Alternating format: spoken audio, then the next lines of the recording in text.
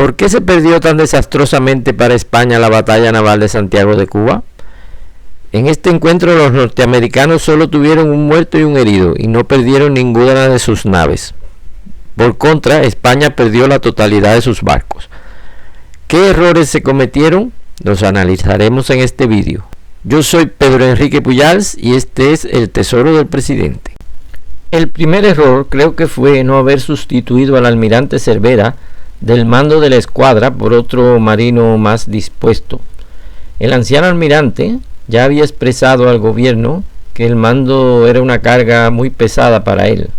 A Cervera se ve que la responsabilidad ante un desastre lo abrumaba. Imbuido por el derrotismo, solo veía defectos en sus buques y llegó a expresar opiniones políticas no propias de un militar, como que era imposible luchar contra los Estados Unidos y que convenía renunciar a Cuba. Cervera ya estaba derrotado antes de salir de España. De hecho, no quería abandonar las aguas de la península. En Cabo Verde manifestó que quería regresar para proteger Canarias y yo creo que el gobierno debió de sustituirlo. Mucho se ha discutido sobre la inferioridad de la escuadra española frente a la norteamericana. Yo creo que esto no es así. Era una época de transición en las marinas de guerra de todo el mundo. Era la época del paso de la vela al vapor, de la artillería lisa a la artillería rayada. Se empezaba a experimentar con las torretas giratorias y se especulaba sobre si el buque capital debería ser el acorazado o el crucero, más veloz pero con menos protección. España se decantó por la segunda opción, en parte por un tema económico, porque aquí siempre hubo falta de presupuesto y los cruceros eran más baratos que los acorazados. Los Estados Unidos, por el contrario, se decantaron por los acorazados, porque la política aislacionista que había seguido el país hasta entonces les prohibía a la construcción de buques que pudieran alejarse de sus costas y llevar la guerra a otros continentes. Los acorazados norteamericanos eran eminentemente costeros y defensivos. La primera vez que fueron empleados en plan agresor fue en la guerra de Cuba. Los cruceros españoles eran modernas naves y su escuadra contaba además con los torpederos, modernísimas naves revolucionarias que podían con sus armas hundir un costoso acorazado, y los americanos le tenían mucho miedo a los torpederos. O sea, la escuadra americana tenía más protección y armamento y la española mayor movilidad y velocidad.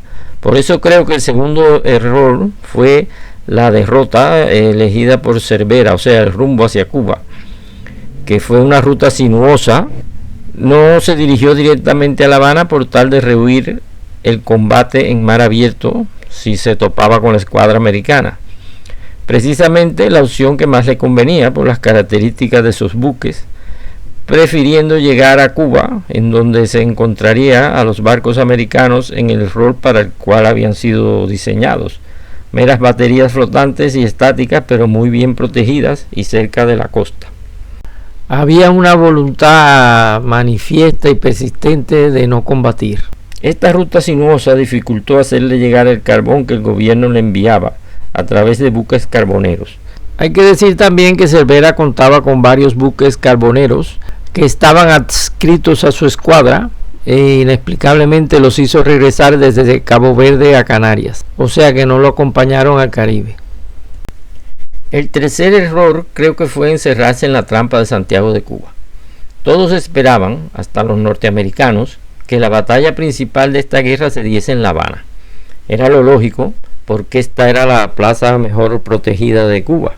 Además, en la parte occidental de Cuba ya prácticamente estaba dominada la insurrección, por lo que los norteamericanos no podrían contar con apoyo terrestre de los insurrectos. Los norteamericanos estuvieron tanteando las costas occidentales para realizar un desembarco. Intentaron un desembarco de una pequeña fuerza en Pinar del Río, seguramente como exploración, y fracasaron. Bombardearon Matanzas, atacaron Cárdenas infructuosamente. La Habana tenía importantes fortalezas guarnecidas por poderosos cañones Krupp y Ordóñez. Por ejemplo, allí está el cañón más grande jamás emplazado en Cuba, que es un Ordóñez de 30 centímetros que todavía existe en los jardines del Hotel Nacional. Sobre estas baterías de La Habana, por ejemplo la de Santa Clara y la del Morro, contamos con vídeos en mi canal, los cuales les dejaré el enlace en la descripción. Santiago, por su parte, era una plaza abierta, completamente desprotegida, sin fortalezas importantes.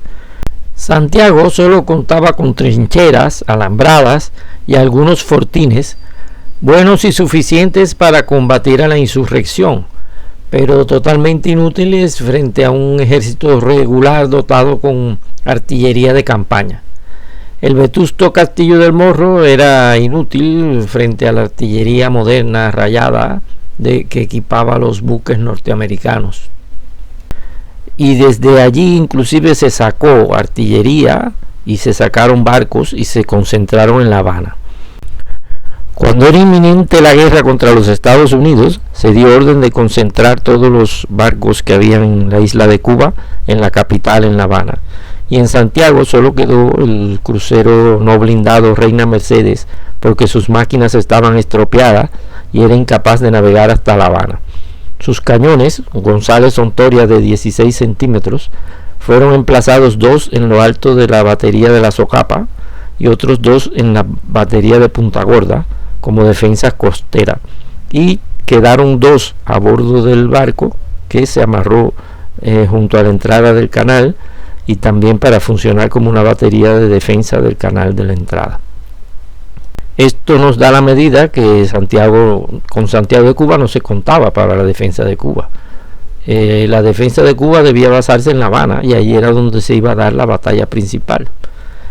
Pero al Cervera encerrarse en esta ciudad, el escenario de la guerra se trasladó hacia el oriente del país, donde habían menos tropas, menos vituallas, menos artillería y donde más fuerte era la insurrección. O sea, el peor lugar para España. Y no era el teatro de operaciones inicialmente escogido por España para dar la batalla por Cuba. Una vez llegado a Santiago de Cuba, Cervera creo que comete otro error, y es permanecer en este puerto que hemos visto que no podía ofrecerle ninguna protección. Creo que Cervera, cuando arribó a Santiago, pues debería haber partido lo más pronto posible, haber cargado el carbón imprescindible para llegar a La Habana por el paso de los vientos por el canal de Yucatán, y haber salido de allí al otro día o a los 2 o 3 días de haber llegado. Pero bueno, él llega y es como si hubiera llegado al destino final, manda a apagar las máquinas y manda a rellenar las carboneras a tope. La escuadra americana se encontraba dividida. Al norte de Cuba se encontraba Sanson con una división, y al sur, por Cienfuegos, se encontraba el almirante Slade. Cervera bien podía haber tomado más al sur, por la parte septentrional del Mar Caribe, para llegar a La Habana por el oeste, o si iba por el este, podía haberse metido hacia Bahamas. Si hubiese hecho esto, hubiera apresado o destruido a muchos de los cruceros auxiliares, meros buques mercantes o de pasajeros, armados con pocos cañones, con que los americanos mantenían el bloqueo a la isla. Y aun si se hubiera encontrado con una parte de la dividida escuadra americana, hubiese librado un combate en mejores condiciones de las que tuvo que enfrentar después. Cervera arriba a Santiago el 19 de mayo de 1898. Tuvo más de una semana a la boca de la Bahía Libre para poder escapar. Cervera llega a Santiago el 19 de mayo. Slade no lo hace hasta el día 26 y esa noche se retira a Jamaica a causa del temporal y regresa al otro día. Y hasta el 1 de junio no llega Sanson con el resto de la escuadra americana para dejar establecido el bloqueo. Estando la flota en la bahía de Santiago, sucedió un episodio que nos da idea de que había poca voluntad de combatir. El gobierno había enviado a Cervera un barco carbonero, era un vapor inglés, el Restormel, cargado con 2.500 toneladas de carbón Cardiff, y le fue avisado el almirante Cervera a través de de La Habana. El gobierno le avisó a través del capitán general Blanco. También le avisaron desde Puerto Rico que el barco iba para allá con varios días de anticipación.